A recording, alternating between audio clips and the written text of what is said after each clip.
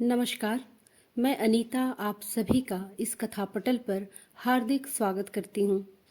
दोस्तों, इस पटल के पिछले अंक में आपने मालती जोशी जी की कहानी सुनी। आज के अंक में मालती जी की एक और कहानी लेकर उपस्थित हूँ, जिसका शीर्षक है सांझ की बेला, पंछी अकेला। इस कहानी में माता पिता अपने बेटे को विदेश विदा करने के बाद समझ पाते हैं कि गांव से शहर आते समय उनके माता पिता भी इसी पीड़ा से गुजरे थे। क्या वो अपने बेटे को विदेश से वापस भारत बुला पाते हैं या जीवन की इस सांध बेला पर अकेले रह जाते हैं? आइए सुने मालती जोशी जी की कहानी सांझ की बेला, पंछी अकेला। घर में पांव देते ही लगा कि यह सन्नाटा उन्हें लील जाएगा। वैसे देखा जाए तो ऐसा कोई सन्नाटा भी नहीं था। गेट पर ही गार्ड ने सैल्यूट मारकर अगवानी की थी। बरामदे में रामदीन हाथ बांधे खड़ा था। पोर्च में गाड़ी के रुकते ही उसने नमस्कार सर कहा और लपक कर गाड़ी से सामान उतारने में जुट गया था। ड्राइंग रूम में प्रवेश करते ही पार्वती पानी के ग्लास ट्रे में लेकर हाजिर हो गई। सब कुछ था, फिर भी एक आदमी के न रहने से घर वीरान लग रहा था। ऐसा नहीं था कि सचिन पहली बार घर से बाहर गया हो।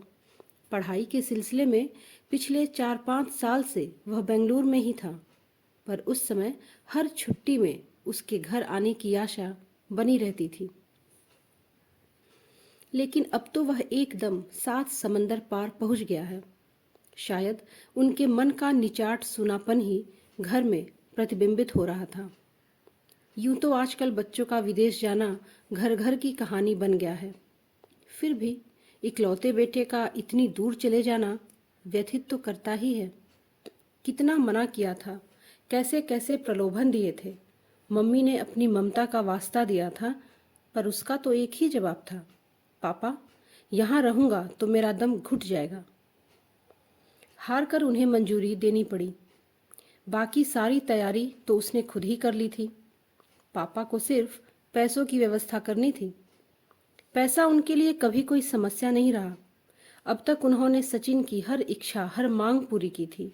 कभी कोई मलाल नहीं हुआ था। पर पता नहीं क्यों इस बार ऐसा लगा जैसे वह अपने पैसों से अपना एकांकी बुढ़ापा खरीद रहे हैं। उन दोनों का मन वैसे ही दुखी था। कुछ लोग उन्हें डरा रहे थे। जो भी बेटे के यूएस जाने की बात सुनता, उनके मुंह से पहला वाक्य यही निकलता, अब तो वह लौट के आने से रहा। उस ग्लैमरस कंट्री को छोड़कर इस सड़े से देश में कौन आना चाहेगा? ये तो हम हैं जो मजबूरी में पड़े हुए हैं। कोई महिला कहती, आपको न भाभी जी सचिन की शादी करवा कर ही भेजना था। वहां कुंवारे लड़के जाते हैं ना तो गोरी चमड़ी पे रीझ जाते हैं। एक ने तो जैसे भविष्यवाणी ही कर दी, आप तो मन पक्का कर लीजिए अभी से, अगली बार सचिन आएगा तो अकेला नहीं होगा। वह तो एयरपोर्ट पर आपके पैर छू लेगा, पर पीछे से कोई हाथ बढ़ाकर कहेगा, how do you do my mother in law. संभावित मदर इन लॉ उस समय हंसकर रह गई थी, पर बात उनके मन में गहरे बैठ गई थी। कल रात होटल में उन्होंने बेटे से कहा, देखो हनी, जब शादी करना चाहो, जिससे करना चाहो, हमें ज़रूर बताना। हम धूमधाम से तुम्हारा ब्याह रचाएंगे। बहुत अरमान है हमारे, उन पर पानी मत फेर देना। कमान मम्मा, मैं वहाँ पढ़ने जा रहा हूँ, शादी करने नहीं। फिर भी बेटा, मेरी बात याद रखना। कुमार साहब ने भी कहा, बेटा एक बात मेरी भी याद रखना, तुम्हें वहाँ जितने भी दिन रहना है रहो, जो भी पढ़ना है पढ़ो, पर लौट कर ज़रूर आना। इस देश को और हमें तुम्हारी बहुत ज़रूरत है। बेटा हंस दिया था, पापा अभी तो मैंने कुछ भी तय नहीं किया है। लौट कर एक बार तो यहाँ आना ही है, पर अगर जॉब सेटिस्फेक्शन नहीं मिला तो वापस जाना ही होगा। नहीं तो इतनी मेहनत, इतना पैसा बेकार चला जाएगा और फिर पूरी जिंदगी फ्रस्ट्रेशन में गुजरेगी, वो अलग। रात सोते समय उसांस भरकर मिसेज कुमार ने कहा, अगर पता होता कि आखिर में हम दोनों को ही रहना है तो इतना बड़ा बंगला क्यों बनवाते? अपने लिए तो 2 कमरे ही काफ़ी होते। कुमार साहब समझ गए कि इस समय मैडम की हताशा चरम पर है, तभी वह 2 कमरों वाली बात कर रही हैं। नहीं तो कोठी और बंगले के अलावा उन्होंने रिहाइश की कल्पना कभी की ही नहीं। इसमें उनका दोष भी नहीं था, वह उसी माहौल में पली बढ़ी थी। सौभाग्य से पति भी उन्हें प्रशासनिक अधिकारी ही मिले। जब भोपाल में घर लेने की बात हुई तो कुमार साहब ने 4 बेडरूम वाला एक आलीशान फ्लैट देख रखा था। उन दिनों वह दूर जगदलपुर में पदस्थ थे, इसलिए मैडम की अनुपस्थिति में ही सब कुछ तय कर लिया था। पर रजिस्ट्री से पहले तो दिखाना जरूरी हो गया। वह तो देखते ही भड़क गई थी। यह आपने कैसे सोच लिया कि मैं इस दड़बे में रह लूंगी? उन्होंने कहा, और सारी योजना धरी रह गई। बयाने के पैसे भी डूब गए। इस बंगले को बनवाते समय भी उन्होंने पेशकश की थी कि एक छोटा सा पोर्शन किराए के हिसाब से बनवा लेते हैं। हम लोग तो अक्सर बाहर ही रहते हैं, साथ और सुरक्षा दोनों ही दृष्टि से ठीक होगा। पर मैडम ने साफ मना कर दिया था। मैं अपना घर किसी के साथ शेयर करने की बात सोच भी नहीं सकती। पता नहीं आप इस मिडिल क्लास मेंटेलिटी से उबरते क्यों नहीं? किराए पर उठाने का मतलब है घर का सारा ग्रैंडर, सारी डिग्निटी खत्म कर देना। और वही मिसेस कुमार अब 2 कमरों की बात कर रही हैं। कुमार साहब को लगा यह उनकी पत्नी नहीं, उनकी माँ बोल रही हैं। माँ ने भी तो कुछ ऐसा ही कहा था, अगर हमें पता होता कि शहर तुम्हें इस कदर बांध लेगा तो पाई पाई जोड़कर ये 2 मंजिला क्यों बनवाते? हम दोनों तो कहीं भी पड़े रहते। माँ ने गलत नहीं कहा था। 4-4 बच्चों को पालते हुए पक्का 2 मंजिला मकान बना लेना आसान काम नहीं था। हाई स्कूल के हेडमास्टर की तनख्वाह होती ही कितनी है? उसी में बच्चों को पढ़ाना, बेटियों को ब्याहना, सारे काम करने होते थे। वह तो माँ जैसी कुशल और सुघड़ गृहिणी घर में थी, इसलिए हो सका। और यह चमत्कार भी कोई एक दिन में थोड़े ही हुआ था। जैसे पिताजी ने सहायक अध्यापक से शुरुआत करके धीरे धीरे प्रधानाध्यापक की कुर्सी तक का सफर तय किया था, वैसे ही यह मकान भी 2 कमरों से शुरू हुआ था। फिर जैसी सुविधा होती गई, कमरे बनते गए, छतें डलती गईं। गांव की जमीन का पैसा मिलते ही माँ ने ऊपर आधुनिक सर्व सुविधा युक्त 2 बेडरूम बनवा डाले थे। उन्होंने अपनी ससुराल में बहुत परेशानी झेली थी और उनकी इच्छा थी कि उनकी बहुओं को वैसा कष्ट ना हो। तब उन्हें क्या पता था कि उनके अफसर बेटों के लिए बड़े बड़े घरों से रिश्ते आएंगे। उन बड़े घरों की बेटियों के लिए ये कमरे भी उतने ही तकलीफदेह होंगे। उन्हें याद आता है कि बचपन में घर में एकांत ढूंढे नहीं मिलता था। शांत चित्त से पढ़ने के लिए छत की शरण लेनी होती थी। अब वह उतना बड़ा घर भाएं भाएं कर रहा है। बहनें ब्याह कर अपने अपने घर चली गईं। छोटा एयरफोर्स में था, जल्दी रिटायरमेंट लेकर उसने एक प्राइवेट एयरलाइंस में नौकरी कर ली है। मुंबई में सर्व सुविधा युक्त आलीशान फ्लैट ले लिया है। वह खुद प्रशासनिक सेवा में है, तो कभी राजधानी में तो कभी जिले के सदर मुकामों में घूमते रहते हैं।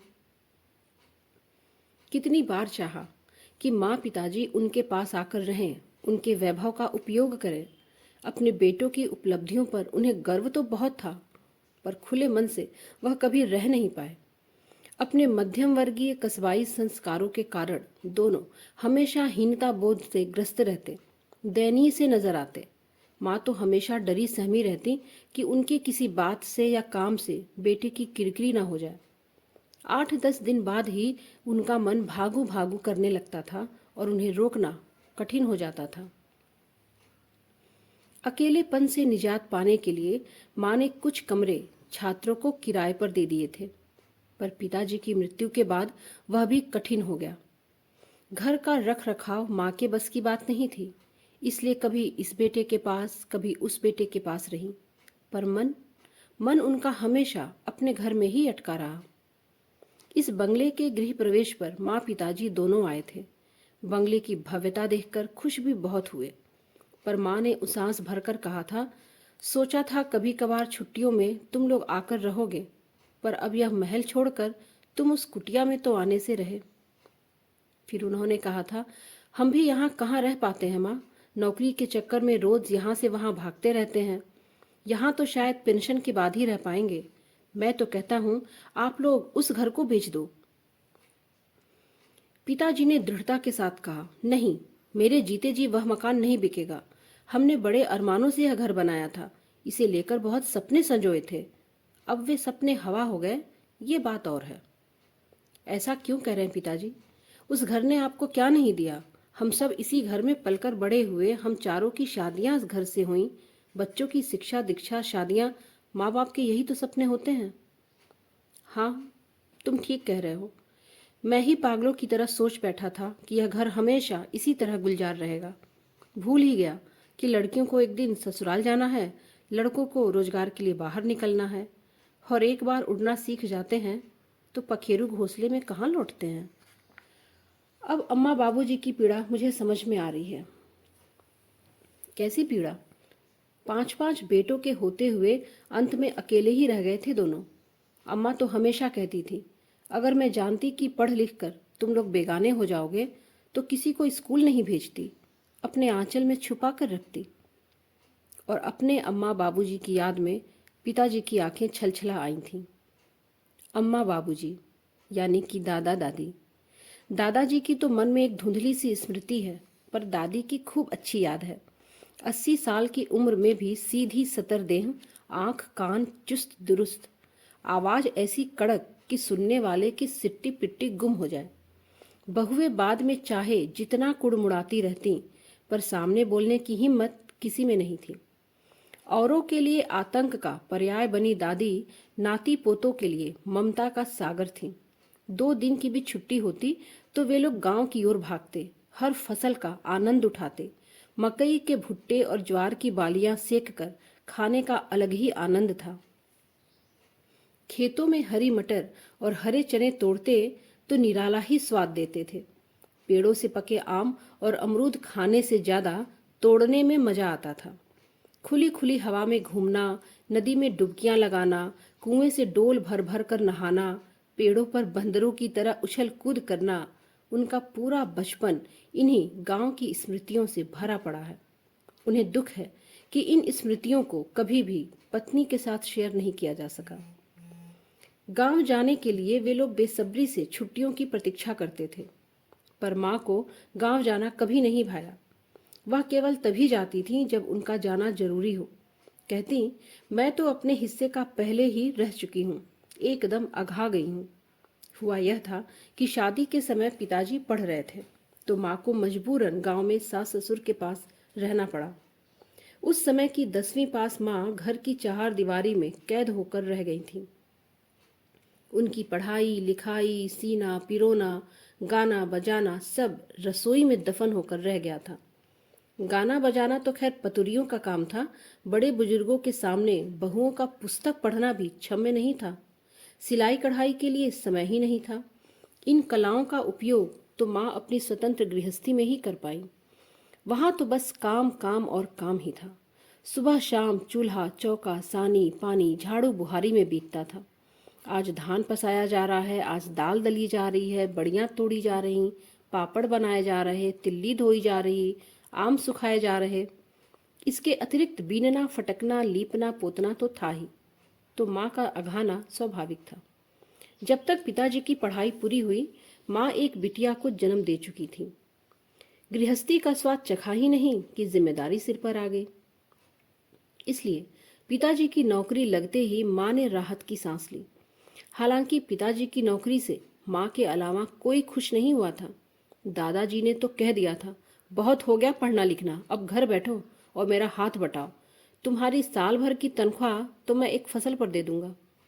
लेकिन एक बार बाहर की खुली हवा में सांस लेने के बाद गांव की बंदिशों में जीना असंभव था। उधर माँ ने भी विद्रोही तेवर अपना लिए थे, या तो साथ ले चलो या पीहर में छोड़ दो। उन दिनों अपनी ब्याहता को साथ ले जाना बड़ी दिलेरी का काम था, पर पिताजी ने यह साहस कर दिखाया और नालायक करार दे दिए गए। बाद में बाकी चारों भी एक एक करके बाहर चले गए और उस बुराई का सीकरा बड़े के सिर ही रहा। बेटों के बाहर चले जाने के बाद दादा दादी भाई भतीजों के सहारे खेती करते रहे। इस सेवा के पुरस्कार के रूप में किसी को आम, किसी को नींबू, किसी को कटहल के पेड़ देते रहे। इस दान पुण्य से बहुएं घबरा गईं, पर दादाजी के रहते किसी को कुछ कहने की हिम्मत नहीं पड़ी थी। उनकी आंख बंद होते ही सबने अपने अपने पतियों को हिस्से के लिए उकसाना शुरू किया। 5-7 साल बाद दादी ने भी अपने गुजारे लायक जमीन रखकर बाकी के हिस्से कर दिए। अपने हिस्से की जमीन बेचकर माँ ने फौरन छत पर 2 बढ़िया कमरे बनवा डाले। जिन बहुओं के लिए कमरे बने थे उन्होंने शायद ही उन्हें कभी नवाजा हो। दादी के अंतिम वर्षों में पिताजी ने उन्हें बहुत बार मनाया कि अब मेरे पास आकर रहो, पर उन्होंने साफ मना कर दिया। कहती, अब आखिरी समय में मैं कहीं नहीं जाऊंगी, मेरा बुलावा कभी भी आ सकता है। पिताजी हंसकर कहते, बुलावा आना होगा तो वहां भी आ जाएगा, उसके लिए यहाँ रहने की क्या जरूरत। वह कहती, वहां बुलावा आया भी तो किस काम का, वहां मुझे कौन जानेगा। गांव में मरूंगी तो सब कहेंगे बड़ी पंडिताइन मरी हैं, सारा गांव मुझे कंधा देने आएगा। दादी का कहना गलत नहीं था। उनकी मृत्यु पर सारा गांव रोया था। उनकी 13वीं पर तो जैसे उत्सव का माहौल था। भरे पूरे दरबार से जो गई थी, बेहिसाब रसोई बनी थी। सुबह से लोग आ रहे थे, खाते जा रहे थे। मजे की बात यह थी कि इस महाभोज की सारी व्यवस्था दादी ने खुद कर रखी थी। उन्हें शायद अपने नादान बेटों और कंजूस बहुओं पर विश्वास नहीं था। आदमी मन में कैसे कैसे मोह पाल लेता है, मरने के बाद भी उससे मुक्ति नहीं मिलती। कुमार साहब को पता नहीं क्यों आज ये सारी बातें एक एक करके याद आ रही थीं। उन्हें लगा कि उनके घर में नया तो कुछ नहीं हुआ है, बस इतिहास अपने को दोहरा रहा है। अगर कल को सचिन यूएस में सेटल हो गया तो उन्हें जरूर बुलावा भेजेगा, पर क्या वह उसके पास रह सकेंगे? 4-6 महीने घूमकर अलग अलग बात है, पर अपने परिवेश से दूर, अपनी जड़ों से कटकर वहां सदा के लिए रहना क्या संभव है? No, never. यह बात शायद वे जरा जोर से कह गए। पास लेटी पत्नी ने उन्हें झिंझोड़ कर जगाया। क्या कह रहे हैं आप? कुछ नहीं, बस ये सोच रहा था कि अब सचिन का बेटा कहाँ जाएगा? चांद पर। दोस्तों, आपको अगर ये कहानी ज़रा भी पसंद हो तो आप लाइक ज़रूर करें। कहानी को सुनकर आपने क्या सोचा या इसके कौन से चरित्र आपके जाने पहचाने से हैं, कमेंट बॉक्स में लिखकर ज़रूर बताइएगा। अपने परिवार, अपने मित्रों में इस चैनल को शेयर करें, सब्सक्राइब करें और हाँ, हिंदी साहित्य की कहानियों से जुड़े रहें। समय निकालकर आपने इस कहानी को सुना, इसके लिए आपका दिल से बहुत बहुत शुक्रिया। नमस्कार।